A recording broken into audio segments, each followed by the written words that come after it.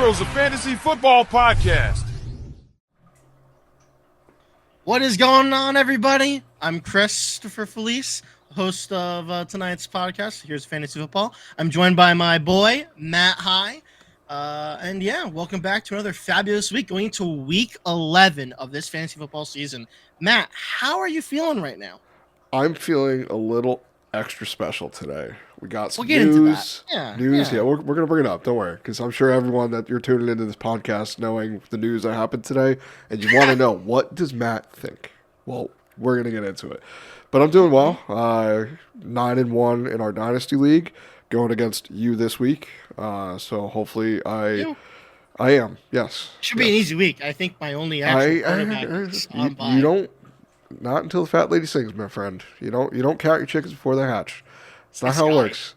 Okay, I've been burned in the past. I've thought, this, no problem. I have Easy to start win, Mac Jones at quarterback, I think. Yes, you do. Because, his Baker is on bye. But it's going to be a fun week. There's a lot going on. My redraft team is in shambles. So, sadly, not going to make playoffs. There's a 5% chance I'm making playoffs in that league. So you need Dynasty. I need Dynasty. I'm already out of Guillotine. Dynasty, let's go, baby. All right. I had a pretty good week in terms of fantasy. I did pretty well all around. I think I went like 8 for 10 last week, so I did pretty good in my leagues. I lost my 2 sleeper leagues, so that's unfortunate, but it's okay. We move on to the next one.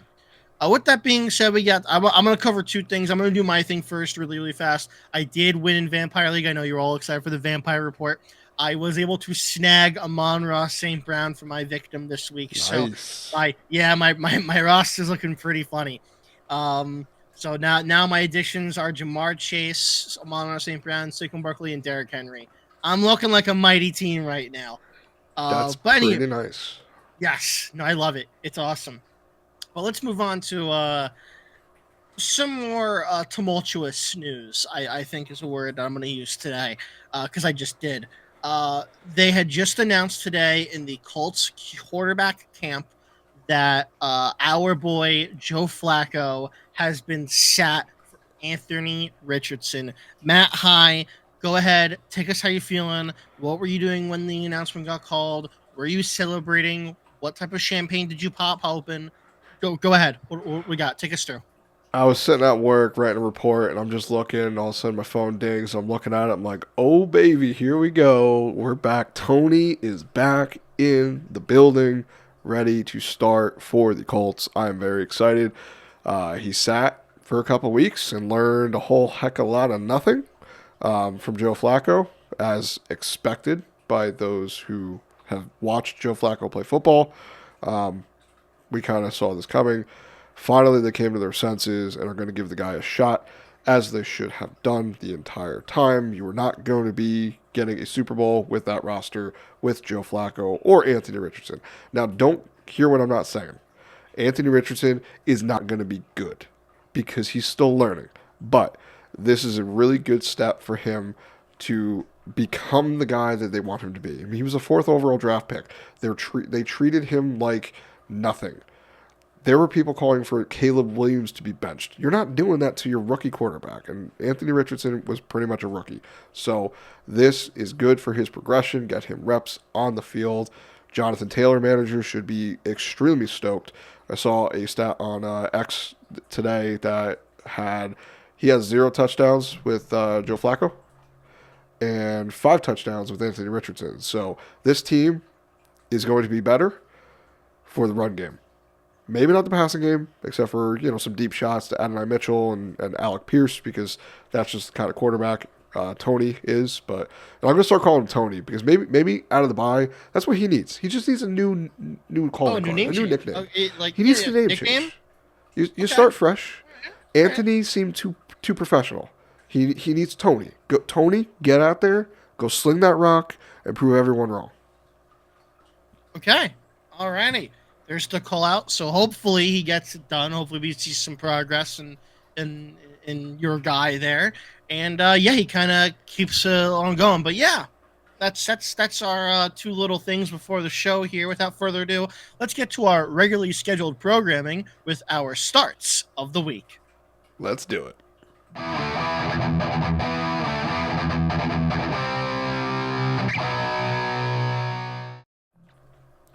Alrighty. We're going to start at quarterback first. Matt High, why don't you go ahead and take it away and start us off here?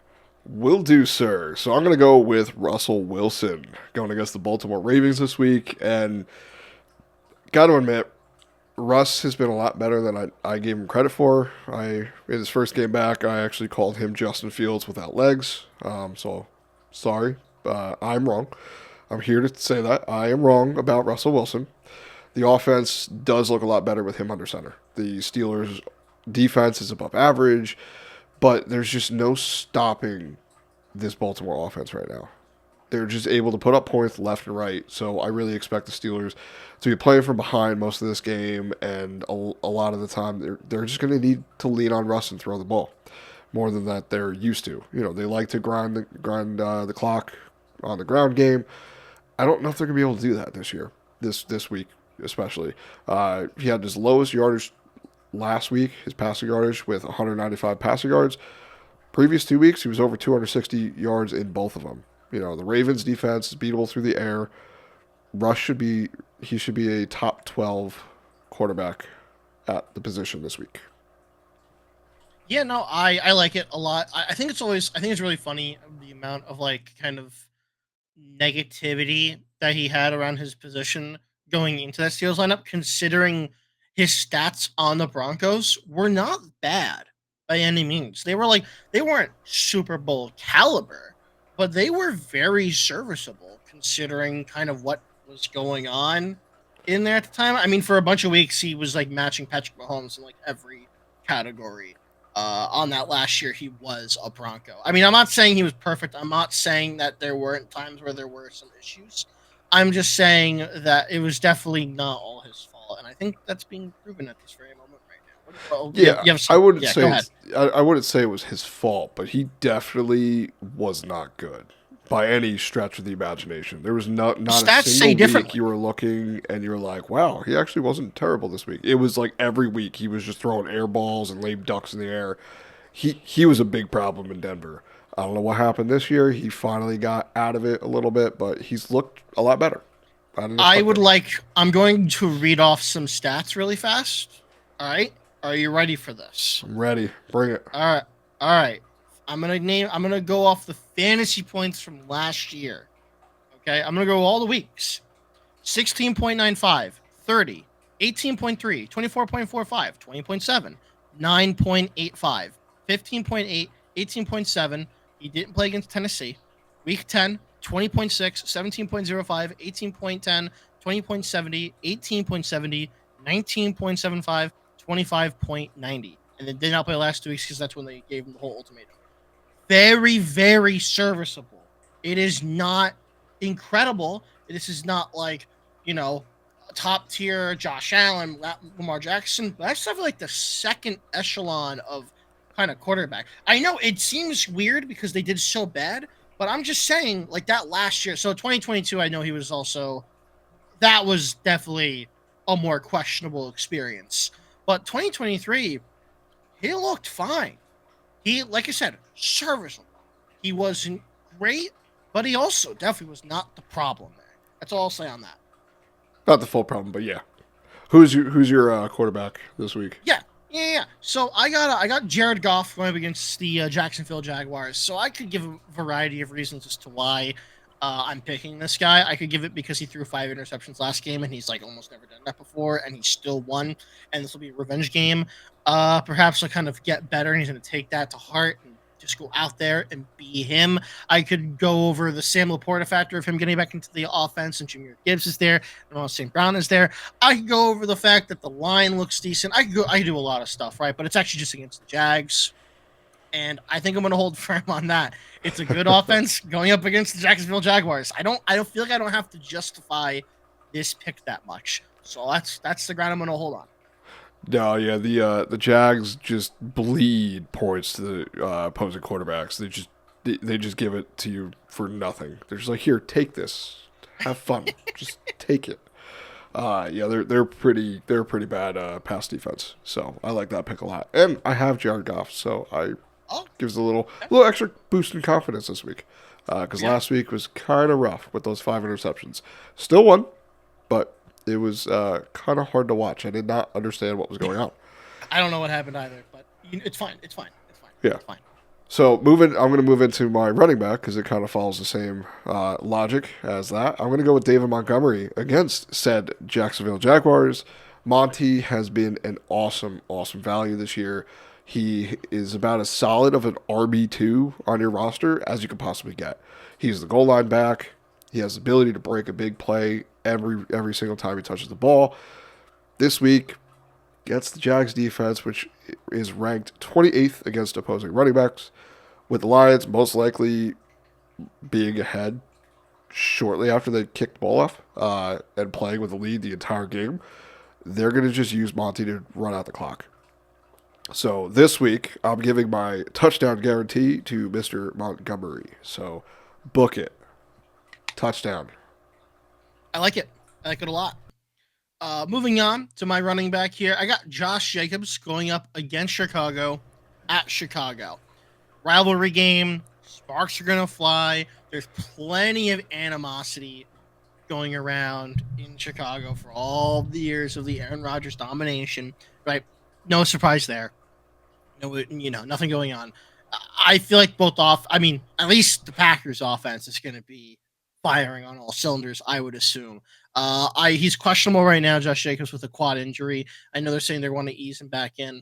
He did play week 9, and then that's when he kind of got injured, went off. He had a week 10 bye. I have a feeling he'll play this week. He'll probably not get the most work possible, but I think it's still going to be enough to where you can start him. He is just a good player. So I feel confident starting him with the type of mileage you're going to get here. I'm not too worried. I believe it also helps that Marshawn Lloyd is, I believe, not going to make a return this week. So that also helps your chances here. That could be wrong, but that's what I'm going to go with. I think just the fact that this is a rivalry game and kind of everything's going to, they'll use every option feasibly possible here between the passing game, between the running game, whoever's there. They'll do whatever they can to keep the dominance in the Packers' court. So Josh Jacobs is my running back for the week. If you want to say something. Yeah, he's been good this year. He's one of those guys that I was really low on heading into the season just because, as an older running back, second team, it just didn't seem like it was going to come together. But shouts out to the Packers. I mean, they just know how to use their offense and all the weapons on it. I mean, Jordan Love looks like a superstar. Jaden Reed is awesome. Josh Jacobs can run the ball. I mean, they're this week, if there's anything you can do against the Bears, it's run the ball. They are really hard to throw against. So I think that in this specific matchup this week, it might be a little different just because, in division games always get a little bit weird. But I do think that Josh Jacobs are going to lean on him as much as they can because that's one of the easiest ways to beat the Bears is, they have a good defensive line, but it can be beat. And it's hard to beat their secondary. It's really hard for quarterbacks going into the stadium and to beat them. So I like it. I think it's good. I'm going to jump into my wide receiver this week. It's going to be Nico Collins going against the Dallas Cowboys on Monday Night Football. So last week, I felt what everyone else felt. You heard they're activating him. He's going to play. And then he didn't play. It was very sad because then you had to pivot last second for Sunday Night Football. So kind of sucked, but here we are. I think he's back this week. We've been waiting for his return. It is finally here. Okay? It's really clear to me after watching the past couple of weeks, just Tank Dell, as good as he is, he just can't be the number one guy in the offense. He can't be. The Texans have struggled with Nico on the sidelines, coming back from the hamstring injury. But now we're here. Welcome to Week 11. The splits with the Texans are about as different as you could possibly get. with and without Nico Collins.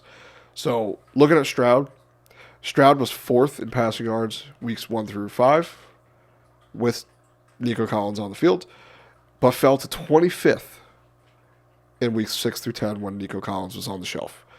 Nico was averaging 18.1 fantasy points per game in half PPR scoring over that time when he was healthy.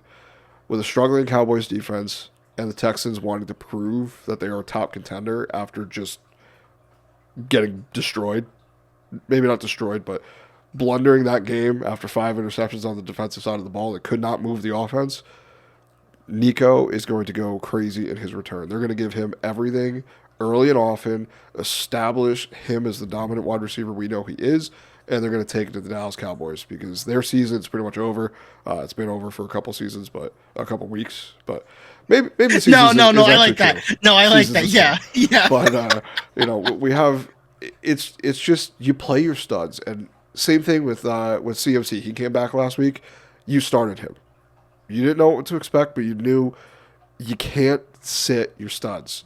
Nico Collins is a stud wide receiver, so you start him if he's active. And this is going to be a good week. I like it. I like it a lot. I don't know. I'm gonna take a slight digression towards the Cowboys really fast. I don't know what's happening over there. I don't know what's going on. It's okay. Neither does Jerry Jones. No, clearly, dude. I saw like a report from somebody at the trade deadline of Jerry Jones saying that they're going to be trading for a wide receiver that he's been eyeing since his college days. And I imagine it's like, oh, okay, here we go. And I watched Jonathan Mingo go for a 4th round pick. There's a lot of words I could say. Most of them I cannot say on this podcast. We have to change the label and the parental advisory. There's going to be a lot of beeping out if I were to say those words. So, Jerry Jones, I don't know what's going on in your head right now. I don't know what's happening, but keep it up. It's making me as a Giants fan happy. You go, man. You're right. No one can do it better than you. Moving on. I just want to say one thing before you jump in. Go ahead. Being a Giants fan, it is fun taking solace in the fact that, like, we may be bad, but we know we're bad. We know we're bad, and the reasons we're bad. Jerry's over there drinking the Kool-Aid, but no, he's all in. He's all in, guys. He's been all in, man. All in. Derrick Henry, who needs him? Who needs that bum? You don't need the leading rusher in the NFL. Pfft. We got Zeke, who fumbles the ball at the goal line. Oh, Zeke and Dalvin Cook. Rico 3 years ago, that team would have been stacked. Now it's like, literally, I'm here in the end zone. Give me the ball. No, literally. It's terrible. Terrible. Go ahead, sir. Yeah. My wide receiver for the week is Cooper Kupp. Semi-related to, I guess, your thoughts. Start your studs. I know he was drafted like 3rd, 4th roundish, kind of that area. We talked about like way before that. Many of us believed he was undervalued. Last week, 11.5 points, 7 for 7, 80 yards. That's not bad at all. I truthfully believe they're going to continue to prop Cooper Kupp. Sorry, I don't know why that name was so hard for me to say then. As high as possible, right? In conjunction with Puka Nacua. There's a very good chance he gets traded during the offseason. I believe there's still some time in his contract left. Correct me if I'm wrong. I think there's like 2 years left, I believe, there. So they want to make him look as good as humanly possible. I don't know what their thought process is right now for the rest of the season. Obviously, things have looked not so great for the Rams camp. But with that being said, right, all the pieces are back, firing all cylinders. He's had some, good weeks, very, very reasonable, 13.6, 15.9, and that 11.5, as I said before. And now they're going up against the New England defense, which is probably the best matchup he's had so far since he's gotten back from the injury. I think this is a very safe very safe starting play. I think that you could make a good argument. This is a wide receiver 2, and if you need it, I would argue a low-end wide receiver 1 this week. I'm giving the touchdown guarantee for this one. I think he's going to do it. Nice. That'd be nice. Yeah, I mean, looking at the Rams standings right now, they're one game behind the Niners, who are one game behind the Cardinals. So they can What's still. their what's their overall record? They're 4-5 right now. Okay. So not the So worst. Not the worst. no, It's a very big struggle there. I know they definitely had better expectations. they going started out into pretty. the They season. started out a little rough, and then they went on a good run, and the loss this week to the Dolphins kind of set them back a little bit, but Yeah. they're up there. They still got a shot. I think that's part of the reason why they didn't trade him at the deadline this year. I do agree. I think he's going to be one of these wide receivers at the free agency deadline that might get traded this offseason. So keep an eye out for that. I would expect that to almost be somewhat of a guarantee, unless they extend him. Which Puka Nacua is just kind of enveloped that role. They could definitely get good value for Cooper Cup. But yeah. yeah, Anyway. I think so. So moving on, I'm going to go with our tight end positions. I'm going to go with Tucker Kraft going against the Bears. It's a matchup with their division rivals. This game is going to be a good one. I know the Bears are struggling on offense right now, so maybe Green script won't be that much of a barn burner per se, but I do think Tucker Kraft has been a favorite target for Jordan Love, especially when he gets to the red zone. Kraft is currently third in red zone efficiency at the tight end position with 4 red zone touchdowns. So, quite simply, when they get to the red zone, Jordan Love is targeting him. So, those are high value targets, high value touches on a team that can probably do some stuff against the Bears. Being that the former quarterback owns the Bears, so you probably gave him a couple pointers. Anything can happen in these divisional games, but I think we see Tucker Kraft get into the end zone this week. So I'm putting my second touchdown guarantee on Tucker Kraft. Okay. All right. We love picking on the Bears, I guess. That's kind of what we have some themes going on. I'm going to also double dip a little bit into another team from before. I got Pat Freiermuth playing up against Baltimore. Freiermuth has had a not so great performance since Russell Wilson has gotten back. Russell Wilson has kind of spread the love to a lot of other players, but he has not gotten much. I believe I'm reading it here. I'm just doing some counting. Yeah, he has not broken over 3 targets since Russell Wilson has gotten back. That doesn't bode well. The only reason why he had a good week last week was because he had a touchdown. I believe that will slowly start to change. I think that as Russell Wilson kind of envelops more into this role, as the Steelers start to, get somehow a better record, and Mike Tomlin, kind of weaves together this machination that none of us could ever possibly understand. I think his role will expand. I predict at least 6 targets this week for Pat Freiermuth, and I'm going to say it. I'm going to do it because I think it's the only way it's going to work. I'm going to give a touchdown guarantee as well here because I feel like if you don't, it's not worth it. So that's going to be where I stand. We're like fantasy Oprah with the touchdown guarantees this week. It's just, Touchdown! you get a touchdown. Dude. You get a touchdown. No, I only gave 2. You also only gave 2. I know. Yeah, usually it's And like these next one. guys, yeah. That's okay. That's okay. I'll give Jared Goff a touchdown guarantee. How about that? Huh? Passing touchdown. He's got one. He's got one this year. Yeah, no, I was completely wrong on the Pittsburgh Steelers. I expected them to suck this year. And I guess I just So didn't did a have lot of enough people. faith in Mike Tomlin. I mean, I had faith in Mike Tomlin. I just figured this roster was about as bad as you can get. The quote unquote failed Justin Fields and washed up Russell Wilson, and it don't matter. I will say, I kind of figured the quarterback stuff would be okay. I figured between Russell Wilson and Justin Fields, they'd find at least someone who is okay at best, right? I was really wrong about George Pickens. I was really, really, really wrong about him. I really thought this was kind of he was gonna, go into the limelight, kind of in the way of Juju Smith-Schuster. I was wrong, and I'm sorry. Yeah, I mean, me and Joe were really down on him because just watching him play, he could not separate at all. And in the NFL, look at all the players that are top dogs in the offenses. CeeDee Lamb, Amon-Ra St. Brown, Jamar Chase. What do they do? What do they all have in common? They separate, and they're open. They're always open.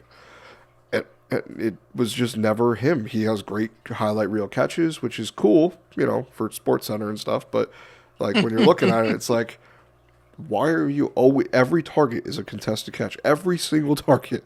Why is that? It's because you can't separate, and sometimes the ebbs and the flows don't really match. But yeah, no. Shout out to our buddy Marson. He called me out early in the offseason that I had the Steelers as one of the worst teams in the football. I was wrong. You were right. So it's the only time you're ever gonna hear me say that, Marson. So you better clip that because it ain't happening again. Oh, it will be clipped. Don't worry about that one. It'll be played until the day I die. With that being said, that's our starts for this week. Let's get a little negative. Let's get to our sits of the week.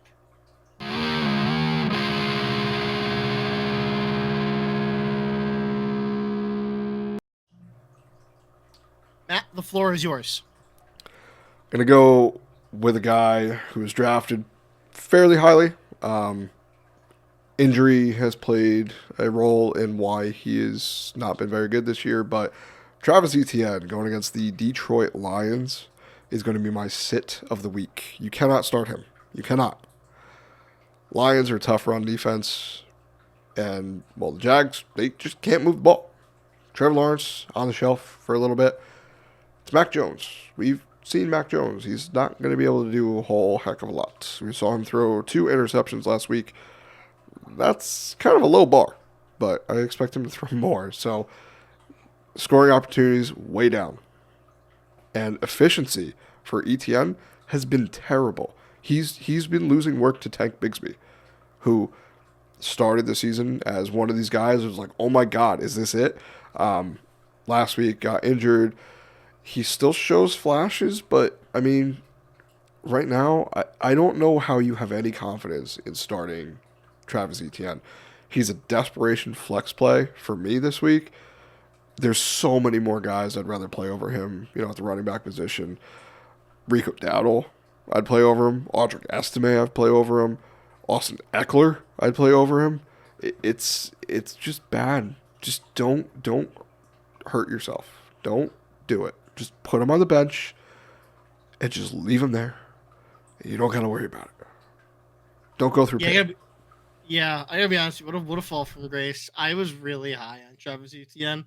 I'll be honest. I really gunned for trying to get Travis Etienne in both of my dynasty leagues. I didn't get him in either, and dodge that bullet. Yeah, I'm very thankful, but at the same time, that sucks. So. Yeah, I don't have really much more. I don't know what happened, but I hope he figures it out. It'd be nice, but yeah, no, I agree. He's a name, and it's hard to sit a name on your roster. We were telling people earlier in the season, sit Patrick Mahomes. You're going to be called crazy. You're going to be called stupid. But that was the right decision. This is the same situation. Travis Etienne, that name carries weight. But the reason it carries weight is not for a good reason. It carries weight and brings your fantasy production down. So. All right. With that being said, we're going to get to somebody else here. My sit of the week is Khalil Shakir. Allow me to explain myself here. I know, Matt, you are not going to I disagree, so we're gonna have conversation. That's okay. So you're going up against the Kansas City Chiefs, an already very tough defense. Along with that as well, with the new addition of Amari Cooper, Keon Coleman kind of finding his form. I'm also looking at these stats here I have for him this year.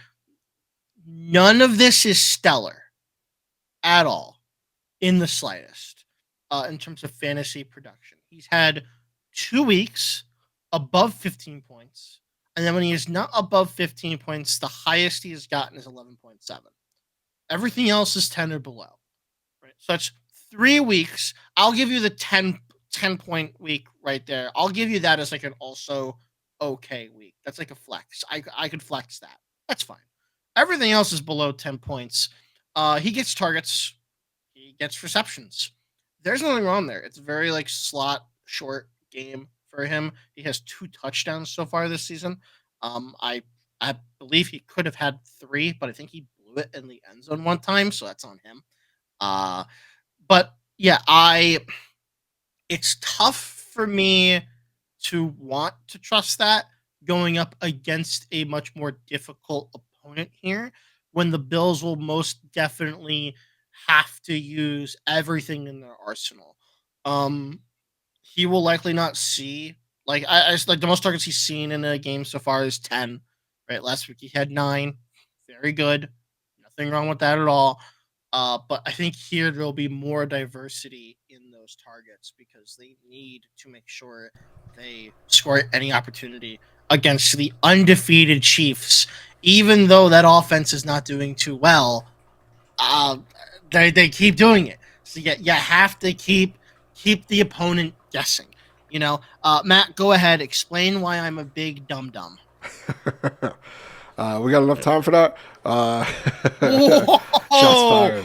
fired. Whoa! No, for me, Shakir is just one of these guys. Every week, he might not have the ceiling that a lot of these other wide receivers have. So I get the hesitancy to play him this week against a really bad matchup. I mean, the Chiefs defense is very good, but I also think this is going to be one of those games where Josh Allen and Patrick Mahomes going up against each other. I think it's going to be somewhat high scoring, and quite frankly, he's been involved a ton.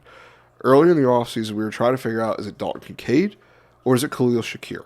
Or who's going to finish as the number one receiving option for Josh Allen? Because everyone had Josh Allen as the number one quarterback in fantasy. Didn't make sense if there wasn't one of these guys that was going to step up. And I think Shakir is just, I mean, he's got an 88.9% catch percentage. That's crazy. He Crazy. just doesn't miss targets. He just catches everything that goes his way. So I think this week he's going to be necessary. The only thing I could say is that if Dalton Kincaid is not played, which I don't expect him to, Keon Coleman has already been ruled out. If we think that Amari Cooper is going to be out again, maybe it's a little bit tougher because they just take him away and then they're good to go. So I agree, but also somewhat disagree. Like, I agree he could be a sit, but I feel like you just have to start him because what if this offense goes off? What if this is a high-scoring game? You're going to want pieces. I have some hypotheticals here for you that I brought up just right now, Okay. with very young players here that most of you definitely picked up on waivers, free agency, whatever. Yeah, every single one of these is definitely a free agency pickup, maybe except for one. So, Khalil Shakir or Cedric Tillman. I'm going Shakir. Okay. Khalil Shakir or Josh Downs. Shakir, easy. Okay. Or Ladd McConkey. Probably going to go Shakir. Brian Thomas. That is going to be Shakir 100%. I am not excited to start Brian Thomas Jr. with Mac Jones. I will admit that one's the hardest one against Detroit. Yeah, that one's pretty. Thank you. Yeah. No, that one's not ideal. But really, Cedric Tillman. Really, that one was one I kind of expected the most. Other ones are kind of just toss-ups, in my opinion. Really, over Cedric Tillman. It's tough because I'm looking at. I mean, the Saints are a different defense. You know, we saw them do. I mean, they fired their head coach last week. They won the game. You know, they don't have Marshawn Lattimore anymore. I'm just nervous about the Browns just because I know Jameis is one of these guys where his MO is just chuck it, someone will be there, and that's kind of been Cedric Tillman, but. I don't know. I just have a feeling about this Bills-Chiefs game is going to be pretty high scoring, and I just want pieces of it. I have one more for you. Let's see. I chose to save this one. I'm gonna grab him really fast here. Come on. Thank you. All right, the last one. JSN or Khalil Khalil Shakir. Ooh, that's close. Yeah, see, I chose this one because I really like JSN a lot. Jason just has a tough matchup, and it looks like DK Metcalf is coming back this week, so I think I'm still going to stick with Shakir. I think I'm doing the Shakir sweep. I think I'm doing the Shakir sweep. It's going to be it. All right. Okay, there we go.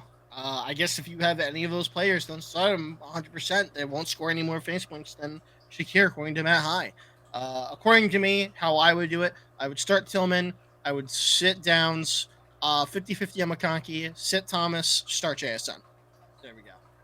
That's where I stand. Can't wait till we talk Monday night and see what was the right decision. Yeah. I'm gonna take a picture of this screen really fast. Don't mind me. Sounds good. Yeah, we'll see. And we'll come back to it. We'll come back to it. We'll have a recap on Monday. But yeah. Without further ado, that's going to be our show for this week. Please like, share, subscribe, comment, follow, whatever platform you're watching us on. Please, we love you guys. We want to hear from you as well. Hear your suggestions, your comments. Do you agree? Do you disagree with us? Are we the big dum-dums, or are we giga-brained? I want to hear it from all of you. Yeah. Okay? I want to, except for when you're calling us sacks of meat. Don't do that, please. Don't do that. Yeah, I remember that one. That was fun. Sometimes you just gotta laugh. But in all seriousness, guys, we hope you have a good luck in your next week here. We hope you have a fantastic time. I hope waivers went well for you guys. I hope no one gets injured on your teams. I hope you all win, unless, as always, you're playing against me. In that case, lose. Sorry, Matt. It's fun. But hey, we'll see. Things would have to go terribly wrong. Literally. But we'll see. Without further ado, once again, good luck to you next week, guys, and we will see you all very soon. Have a great day. So long.